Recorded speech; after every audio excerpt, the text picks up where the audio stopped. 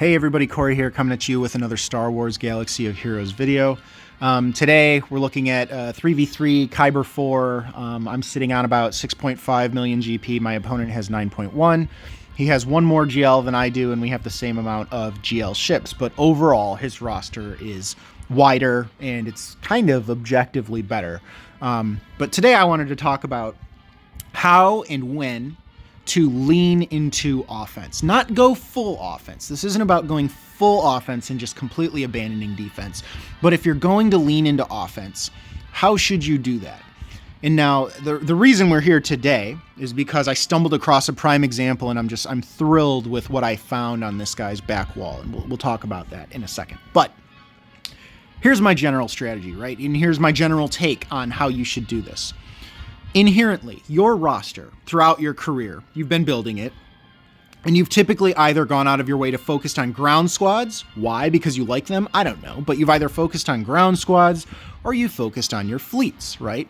So inherently, one of those are going to be stronger than the other. In my case, I focused on fleets. It's an easy example, but the inverse is true for everything I'm about to say here if you focused on ground squads. So generally, how do I set up my defense? My top wall is basically set up so that my opponent knows for a fact they can get through my top wall. That's because I want them to get through my top wall. I want them to get stuck on my fleets, which are the strongest part of my roster, right? I need them to hit that wall.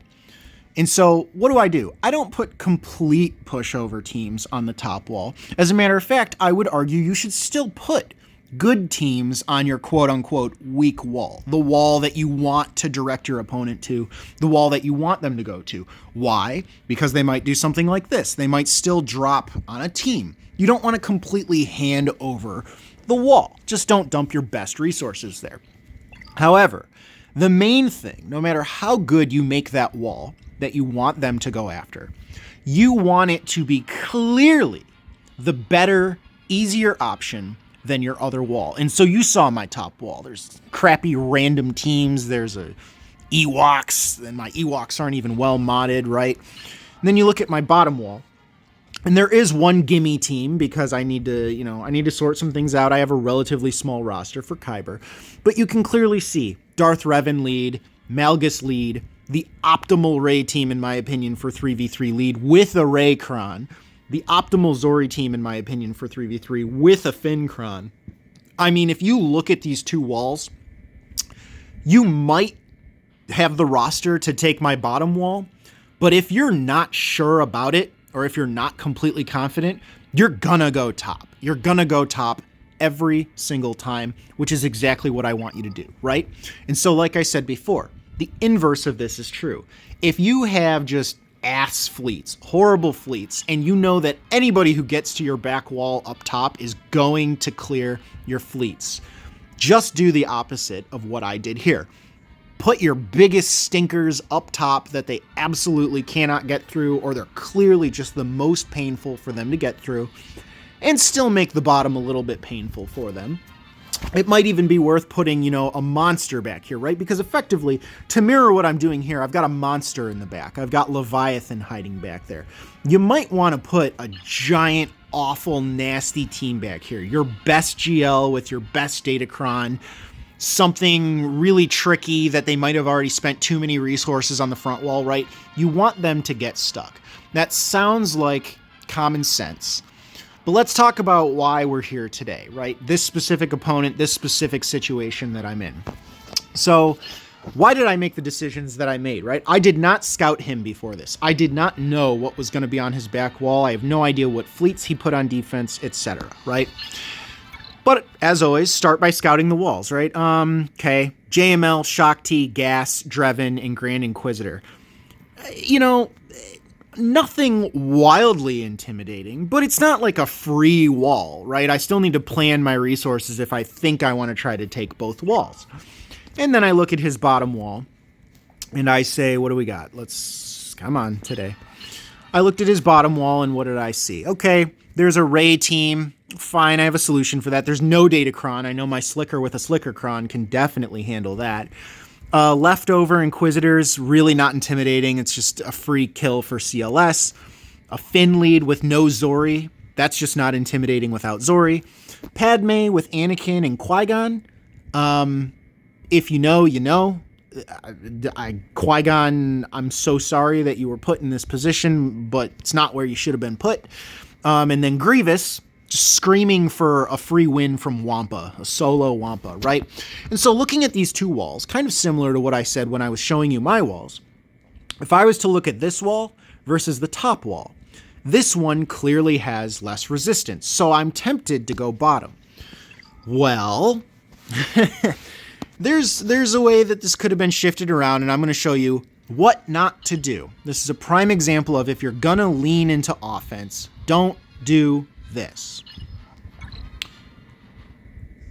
Don't put absolute crap on your back wall, okay? Especially if you're at 9 million GP, you can spare some relic teams that you know you're not going to use, and you can toss them on the back wall. This is handing me the win. I was just thrilled when I saw this back wall, right? Other than Bad Batch, which I specifically saved I saved one great team. I've still got Starkiller left over, just in case he had a big stinker on his back wall that I could just handle with Starkiller, right?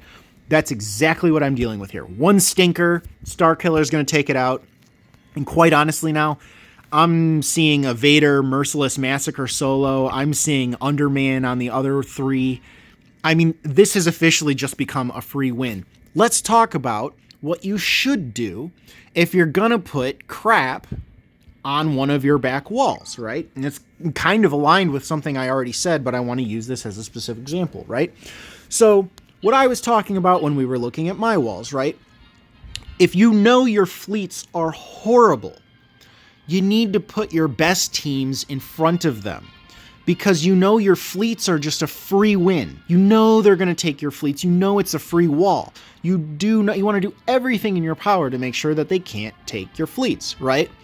If I was this guy, not even just looking at me, but looking at anyone, if you're going to make this play and you're going to put like Gear 10 characters on your back wall, the front wall in front of that absolutely needs to be your best wall.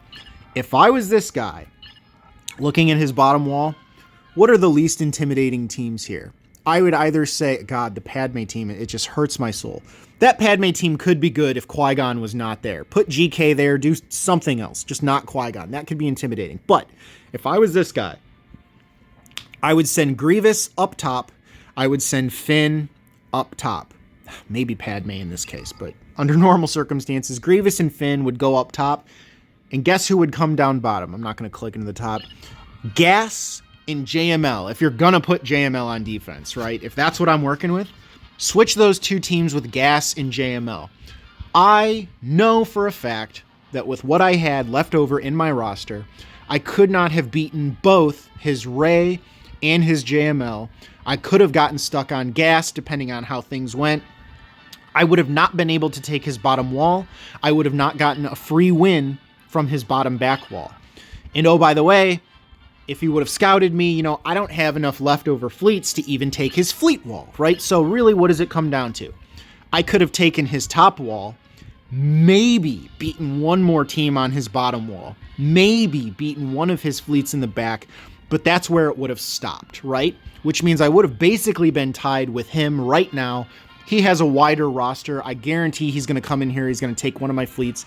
He might be able to take another one of my ground squads, and he would have won 100%.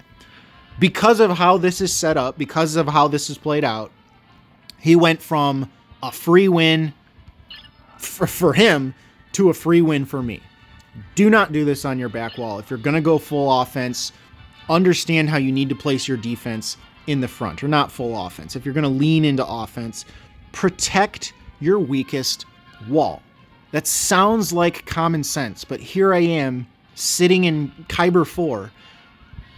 This might have been barely acceptable if his back wall wasn't crap down here, right? If he had a bunch of relic teams down there, I would be stuck either way. I couldn't take his top, I couldn't take his bottom back, and I would just be stuck.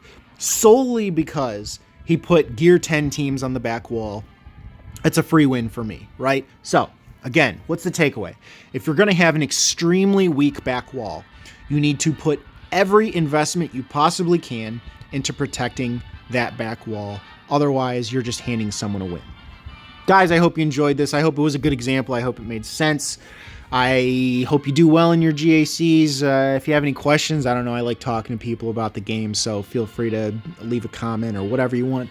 Or don't. That's perfectly fine. Love y'all. Hope you have a great weekend, whatever time you're watching this, and I will see you all next time.